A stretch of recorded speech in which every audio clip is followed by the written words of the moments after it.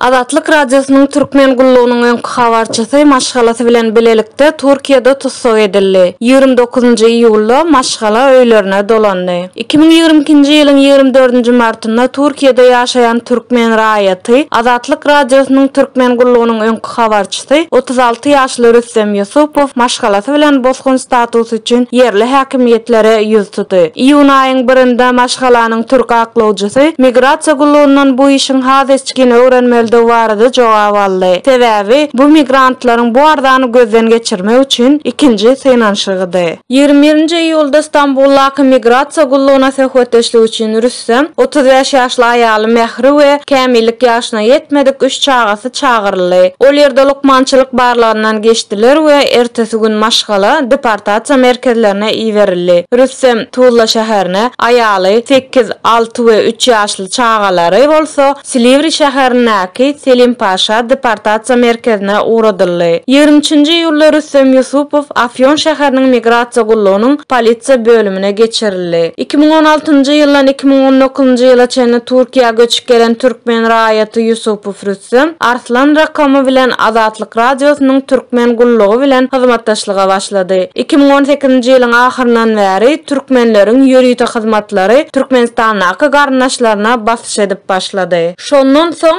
Rüstem'in adam hukuklaryny goraýjylar aýdyşy ýaly Azatlyk radiosu arkaly türkmen häkimiýetlerine garnaşlaryna basyş etmegi besetmeklerini açaçan haýyş etdi. 2019-njy ýylyň 23-nji ýanwaryndan hakyky adam bilen açaçan çykyş edip başladym. 2019-njy ýylyň ýanwar aýynda Maru vilayatynyň Bayramaly etrawynyň Daýhan birleşiginde ýaşaýan Enat Tama jaň etdim. Etrap prokuraturasynyň we Aşgabat şäherinden hukuk goraýjy edaralaryň bir näçe işgäri 66 ýaşly ejem Şeker Yusupowanyň öýüne geldiler. Umuman aýdanyňda olar öýe 2 gedek barypdyrlar. 4 gedek yerli polisiýa merkezine çagyrypdyrlar. Şol sanyna meniň inim 33 ýaşly altyny we aýalymyň aýal doganyny hem häkimiýetleriň ähli talaplary Rüstem Azatlyk radiosyna gürleýär. Agzyny yum diýin. Ýoksam nädipdim dyrmallagyny biz bilýäris. Rüstemiň aýaly Mehri türkmen aktivistleriň online çekişmelerine ýygyderlik gatnaşýar. İnternet söhbetdeşligine gatnaşjylar onuň tesbirlerini hemişe gyzyklanma bilen diňleýärler. Aklawjylaryň we aktivistleriň ukdaşdyrylan işi netijesinde Rüstem Yusupow 26-njy iýulda öýüne gaýdyp geldi. Aýaly we 3 çagasy 29-njy iýulda deportasiýa merkezinden boşadyldy. Maşgala gaçyp atalgy ardasynyň gözden geçirilmegini talap edýär.